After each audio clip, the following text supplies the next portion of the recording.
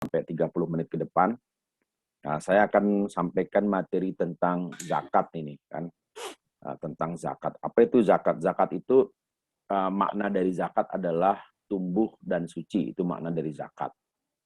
Ya, kalau dalam bahasa Arab, makna dari kata zakat itu zakah, zakah yazku yang artinya an-numu, artinya bertumbuh. Ya, jadi zakat itu maknanya adalah harta yang wajib dikeluarkan ya karena ada pertambahan nilai. Jadi setiap pertambahan nilai dalam pandangan agama itu harus dikeluarkan sebagai bentuk syukur kepada Allah Subhanahu wa taala. Nah, zakat itu ada dua, ada zakat badan dan ada zakat harta. Nah, zakat badan itu zakatul fitri atau zakat fitrah yang biasa kita kenal dengan istilah itu. Ya, yang biasa kita kenal dengan istilah zakat fitrah. Nama penyebutan yang benar adalah zakatul fitri. Makna dari zakatul fitri itu apa? Al-fitri dalam bahasa Arab maknanya adalah makan-makan. Jadi Idul Fitri itu artinya hari raya makan-makan, bukan hari raya kembali kepada kesucian, bukan. Ya, jadi hari raya kembali makan ya. Idul Fitri hari raya makan-makan karena selama 1 bulan Ramadan ini kan kita tidak boleh makan mulai dari terbit fajar sampai tenggelamnya matahari. Tahu nggak bedanya fajar dan matahari? Tahu ya, sudah bisa membedakan ya. Beda antara fajar dengan matahari. Kalau fajar itu dia semburat merah di langit timur itu namanya fajar. Ya, jadi sudah ada semburat merah, garis merah di sebelah timur itu. Nah, itu yang disebut dengan fajar. Sedangkan ghurub atau tenggelam itu semburat merah di sebelah barat. Jadi patokan waktu puasa itu. Jadi bukan azan di TV, bukan. Patokan waktu puasa itu adalah fajar dan maghrib. Yang disebut maghrib itu tempat waktu tenggelamnya matahari, yaitu ketika bulatan matahari itu sudah hilang. Ya, jadi bulatan mataharinya sudah hilang, sudah berupa garis ya, sudah berupa garis merah. Nah, itu yang disebut dengan maghrib. Atau mataharinya itu sudah seperempat ya. Jadi 3/4 itu sudah tenggelam, tinggal seperempat. Nah, itu yang disebut dengan nama maghrib. Jadi kalau masih kelihatan matahari, itu belum bisa dibilang maghrib. Karena itu patokan kita buka puasa bukan azan di TV sebenarnya. Patokan kita buka puasa itu adalah azan dari masjid-masjid sekitar. Ya, ini penting nih dipahami karena banyak yang keliru memahami azan maghrib itu patokannya di SCTV biasanya yang lebih cepat atau di radio. Padahal patokan azan itu adalah dari masjid-masjid setempat. Nah, yang dimaksud menyegerakan buka itu bukan berarti kalau begitu azan segera buka, bukan. Artinya bukan yang dimaksud menyegerakan buka itu bukan berarti azan yang paling cepat, bukan. Tapi ketika kita yakin itu sudah waktu maghrib, mendengar azan, maka segera kita membatalkan puasa. Nah, jadi kata fitri di situ maknanya makan. Ya, jadi zakat yang pertama zakat badan. Nah, zakatul fitri itu disebut zakat badan. Lalu kemudian yang kedua ada namanya zakat mal. Zakatul mal, zakat terkait dengan harta. Nah, ini bentuknya bermacam-macam. Ada zakatul mal, zakat harta yang kita pegang seperti emas, perak, ya kan? Atau kita mempunyai uang. Ada juga dalam bentuk zakat tijarah, zakat perdagangan. Ada juga yang berbentuk zakat tijarah, kemudian zakatul ma'adin, zakat barang-barang tambang.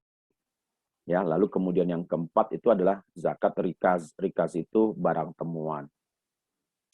Nah, ini yang berkaitan dengan harta kepemilikan.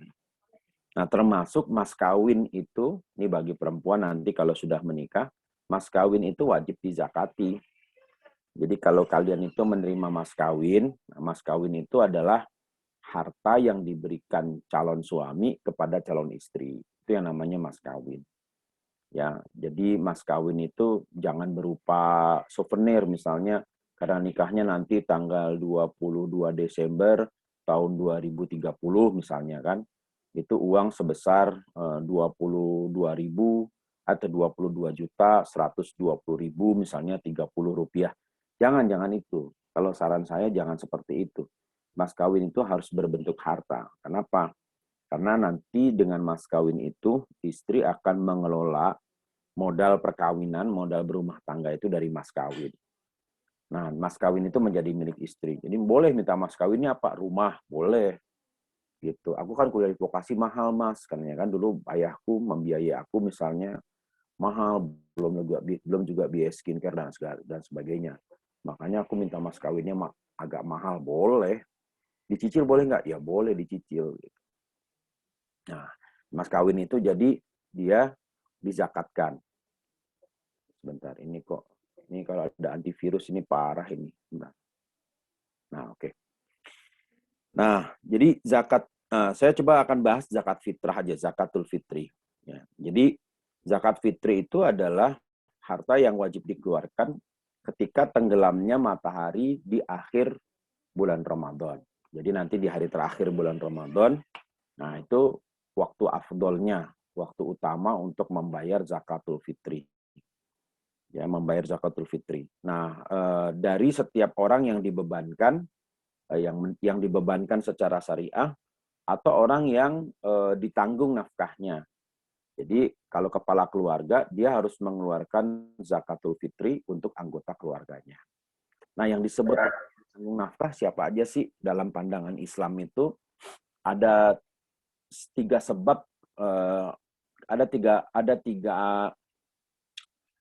tiga alasan gitu kan nafkah itu diberikan. Yang pertama karena alasan perkawinan. Jadi istri itu harus diberi nafkah. Kemudian yang kedua karena alasan keturunan, alasan nasab. Ya, nasab itu bapak, ibu, anak itu harus diberi nafkah. Dan yang ketiga karena alasan kekerabatan, hubungan persaudaraan.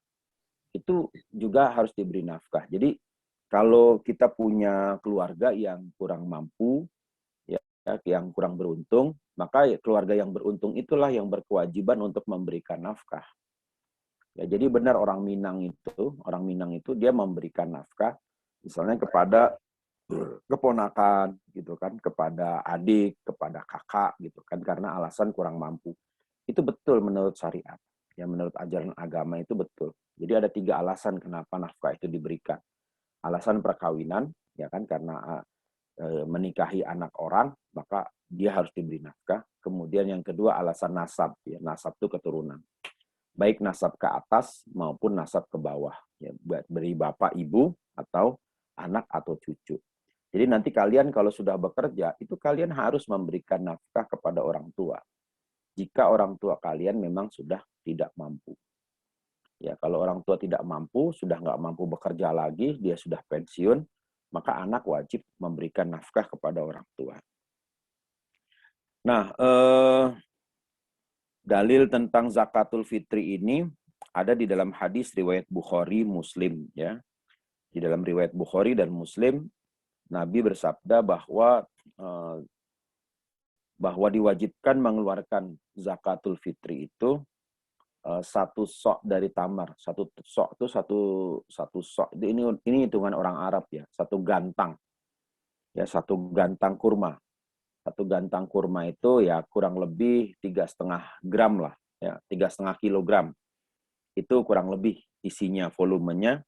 Atau satu sok gandum. Ya, satu gantang gandum. Nah, ya. Dari setiap orang yang merdeka atau budak, laki-laki atau perempuan, ya kan, dari golongan umat Islam. Jadi kewajibannya seperti itu, bahkan yang budak pun harus memberikan zakat, yaitu zakatul fitri. Ya budak, tapi sekarang budak tidak ada, ya pembantu dia harus membayar zakat. Nah, Nabi itu mengatakan bahwa yang dijadikan sebagai makanan, dijadikan sebagai objek zakat itu adalah bahan makanan. Tadi disebutkan roti dan kurma. Karena itu memang makanan pokok orang Arab pada masa itu. Ya, makanan pokoknya adalah roti gandum dan kurma. Nah, kalau begitu bagaimana dengan di Indonesia? Ya, makanan pokoknya beras. Maka diberikan zakatul fitri itu 3,5 kilogram beras. Ya. Nah, tujuannya apa sih? tujuan dari zakatul fitri ini? Tujuan dari zakatul fitri ini agar orang-orang fakir atau orang-orang miskin ini punya bahan makanan pada hari raya Idul Fitri. Nah, jadi tujuannya itu supaya mereka itu makan. Ya, karena Idul Fitri ini kan maknanya adalah hari raya kembali untuk makan. Karena itu haram berpuasa pada tanggal 1 Syawal. Kenapa? Karena memang Allah Subhanahu wa taala yang memberikan kepada kita itu kebebasan untuk makan pada memberikan kita nikmat, yaitu makan pada hari raya Idul Fitri. Nah, yang makan ini jangan hanya orang yang mampu, tapi juga yang tidak mampu juga harus makan. Jadi tujuan dari zakatul fitri itu ya kan, supaya orang-orang miskin, orang-orang fakir itu dia merayakan lebaran dengan makan. Jadi bukan pakai baju baru sebenarnya lebaran itu. Ya intinya adalah makan. Dia bisa makan ya alhamdulillah. Nah, syukur-syukur kalau kita berikan bingkisan pakaian. Karena memang Nabi Muhammad SAW memberikan pakaian itu kepada anak-anak yatim. Jadi satu waktu ketika Rasulullah mau berangkat sholat Id, Nabi melihat seorang anak kecil itu yang berpakaian kumuh, berpakaian lusuh. Lalu Nabi kemudian tanya, kenapa kamu tidak pakai baju yang bagus? Bukan baju baru, baju yang paling bagus. Anak itu mengatakan bahwa ayahnya tidak bisa memberikan baju yang bagus. Karena ayahnya sudah lama meninggal dunia, gugur di medan perang. Akhirnya Rasulullah membawa anak itu pulang, ya, kemudian dipakaikan pakaian yang baik, pakaian yang bagus. Nah, itu salah satu amalan pada hari raya Idul Fitri, yaitu memberikan pakaian yang layak kepada orang-orang fakir. Ya, dari sekarang juga boleh misalnya memberikan sarung, memberikan mukena, ya, memberikan alat sholat, atau memberikan pakaian-pakaian yang layak sehingga mereka bisa bergembira pada hari raya Idul Fitri. Tapi sekarang orang miskin itu nggak butuh makan ya. Kayaknya mereka cuma butuh bantuan paket data. Kayaknya begitu. Ya, supaya bisa eksis pada hari raya Idul Fitri. Tapi nggak bisa ya, zakat fitrah itu diganti dengan data. Misalnya kan paket misalnya 5 GB, 10 GB itu nggak bisa. Tetap sesuai dengan tuntunan syariat bahwa hari raya Idul Fitri itu adalah hari raya untuk makan-makan. Nah, lalu kemudian wajibnya mengeluarkan zakat fitrah itu, kalau disebutkan di dalam aturan agama, yaitu pada hari terbenamnya matahari, jadi pada hari terakhir, jadi pada saat waktu maghrib, ya, di hari terakhir bulan Ramadan, ya, sebagaimana hadis yang diriwayatkan oleh Ibnu Umar radhiyallahu anhuma. Ya, jadi Rasulullah SAW mengatakan bahwa hari raya itu ya tidak mungkin hari raya itu terjadi atau disebut hari raya itu mulai dari terbenamnya matahari pada malam Idul Fitri. Itu sudah hari raya. Ya. Karena itu Nabi mengatakan bahwa zakatul fitri ini diwajibkan sebagai pembersih bagi orang-orang yang berpuasa. Ya, jadi pembersih bagi orang-orang yang berpuasa. Nah, kemudian ada ketentuannya. Orang yang masih hidup, ya, jadi selama 1 bulan Ramadan dia hidup, lalu kemudian menjelang maghrib dia meninggal dunia. Jadi menjelang maghrib dia meninggal dunia, maka dia wajib untuk membayar zakatul fitri. Jadi kalau dia sampai hari terakhir bulan Ramadan masih hidup, tiba-tiba begitu maghrib nih, maghrib hari raya Idul Fitri, dia meninggal dunia, maka dia masih terkena kewajiban membayar zakatul fitri. Nah, kalau dia belum membayar, kewajiban bagi keluarganya untuk membayarkan. Nah, termasuk juga ini yang perlu kalian tahu, kalau ada di antara anggota keluarga kalian yang meninggal pada bulan Ramadan, ya kan, ya, meninggal pada bulan Ramadan, maka keluarganya wajib untuk mengganti atau melanjutkan puasanya. Ya, misalnya ayah atau kan misalnya ibu atau kakak, ya, jadi keluarga dekat nih. Nah, ada yang meninggal di bulan Ramadan, katakanlah meninggal di hari kelima bulan Ramadan. Itu kan masih ada sisa tuh. Ya, kalau Ramadannya 30 berarti sisa 25 hari. Kalau Ramadannya 29, sisa 29 hari. Maka keluarganya itu wajib melanjutkan puasanya. Jadi mengkodok puasa yang ditinggalkan pada hari berikutnya. Jadi misalnya kalau di keluarga itu ada 3 orang, ya dibagi 3. Gitu kan, masing-masing berapa gitu. Buat mengganti puasa saudaranya yang ditinggalkan. Karena yang namanya puasa Ramadan itu bukan 1 hari, tapi 1 bulan. Nah, ini penting ya. Nah, kembali lagi tadi kepada kewajiban membayar zakatul fitri itu, kalau ada yang meninggal sebelum ya terbitnya matahari, jadi kalau tadi meninggal ya, jadi meninggalnya itu kalau tadi pas waktu terbenamnya matahari. Nah, sedangkan ini ada yang meninggal sebelum terbenamnya matahari. Jadi, kalau meninggalnya sebelum terbenamnya matahari, katakanlah hari terakhir bulan Ramadan pagi dia meninggal, maka tidak wajib membayar zakatul fitri. Ya, tidak wajib membayar zakatul fitri. Kalau tadi wajib membayar zakatul fitri pada saat terbenamnya matahari di hari terakhir bulan Ramadan. Jadi kalau udah pas maghrib dia meninggal, itu wajib membayar zakatul fitri. Tapi kalau sebelumnya, katakanlah pada waktu asar atau pada waktu maghrib di hari terakhir bulan Ramadan, maka dia nggak wajib membayar zakatul fitri. Nah, ini ada kasus yang lain. Bagaimana dengan anak yang lahir di bulan Ramadan? Ya kan? Jadi, kalau anak yang lahir di bulan Ramadan, maka dia wajib dizakatkan, dibayarkan zakatnya. Jadi kalau ada anak-anak dia lahir di bulan Ramadan, dia wajib dizakatkan. Andaikan ada kasus dia lahir di akhir bulan Ramadan, kemudian masih hidup sampai ya terbenamnya matahari. Sampai terbenamnya matahari, ya kan? Terus kemudian dia meninggal. Begitu matahari terbenam, ini anak meninggal dunia. Maka tetap dia dibayarkan zakatul fitrinya. Ya kan? Tetap dia dibayarkan zakatul fitrinya. Nah, beda halnya kalau dia lahir pada malam Id. Ya, kalau dia lahir pada malam Id setelah ya terbenamnya matahari, ini anak lahir.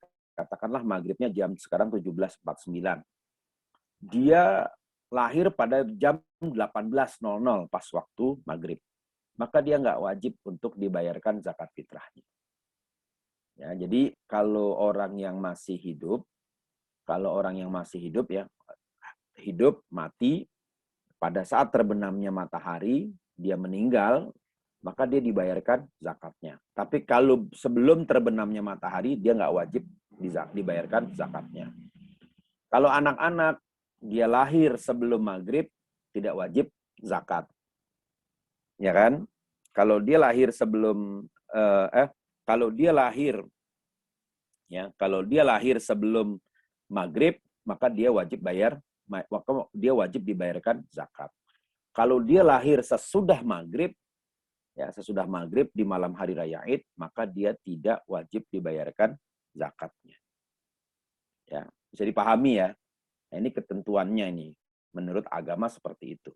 Demikian pula halnya dengan orang yang baru masuk Islam, ya.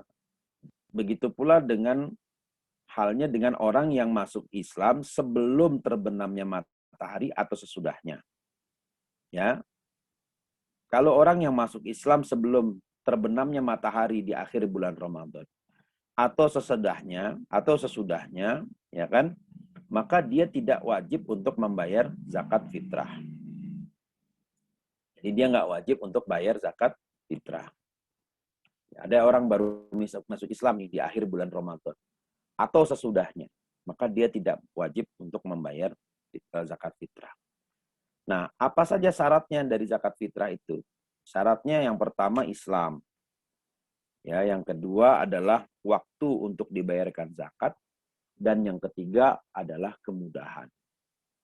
Jadi kalau dia tidak punya kemudahan, dalam arti tidak punya bahan makanan yang disimpan di dalam rumah untuk lebaran, ya, dan untuk malamnya, maka dia nggak wajib zakat. Jadi, atau dia nggak mampu beli makanan untuk lebaran dan untuk malam sesudah lebaran, maka dia nggak wajib zakat. Jadi 3 ya syaratnya zakat itu. Pertama Islam, kemudian yang kedua waktu pembayaran zakat, karena harus jelas waktunya, dan yang ketiga itu adalah kemudahan. Jadi dia punya kemudahan. Nah suami kalau di sini ya, dikatakan jadi kalau suami dia tidak punya pekerjaan, katakanlah gitu ya, dia nggak mampu. Kemudian istrinya itu bekerja. Apakah wajib untuk membayar zakat? Tidak. Karena pada hakikatnya yang membayarkan zakat itu adalah kepala keluarga. Dia menanggung nafkah keluarganya. Jadi bukan istrinya. Ya, bukan istrinya. Jadi yang tetap menanggung itu adalah suaminya. Nah, ini banyak yang tidak dipahami oleh masyarakat nih yang kayak begini nih, banyak orang yang nggak paham ini.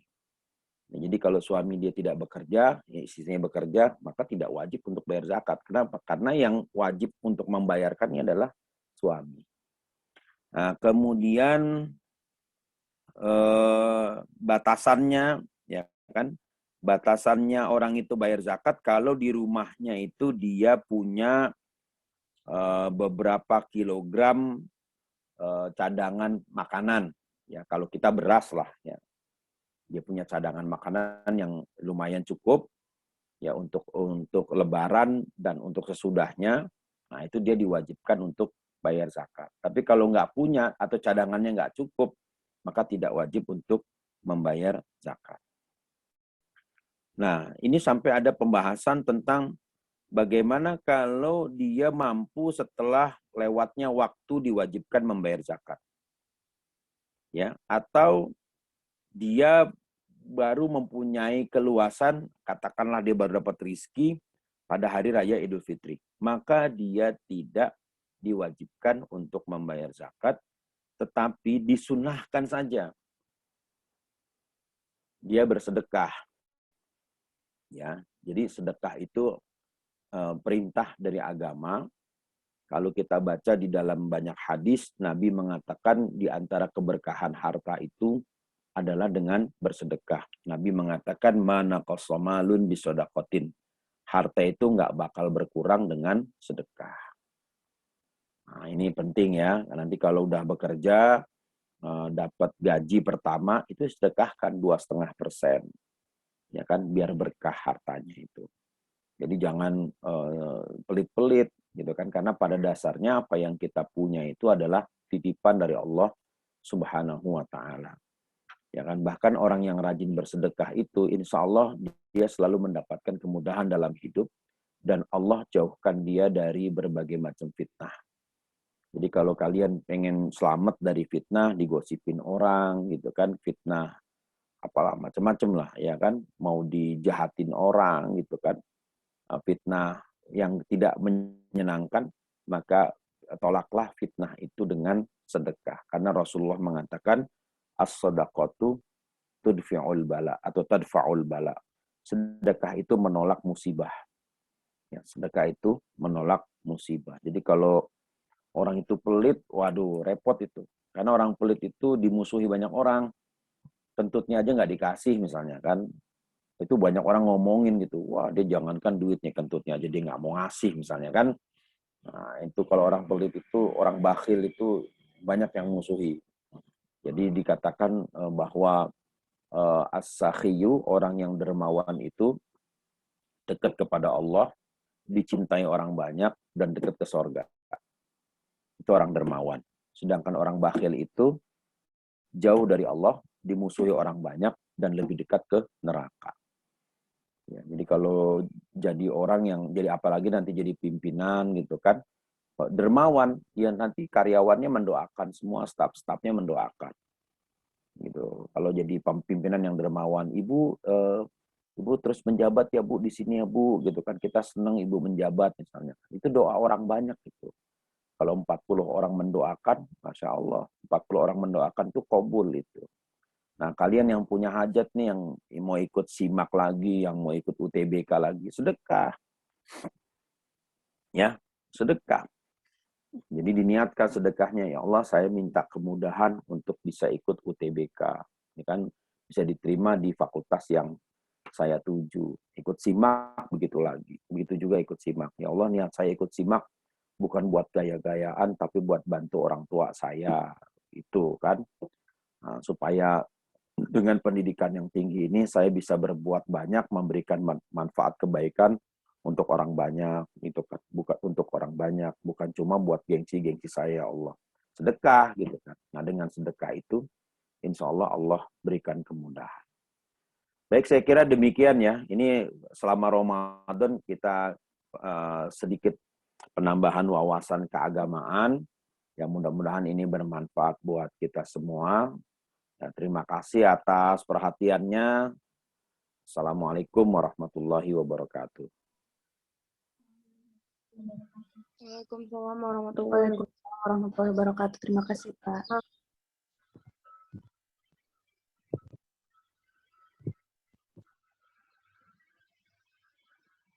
UN ya kawan-kawan.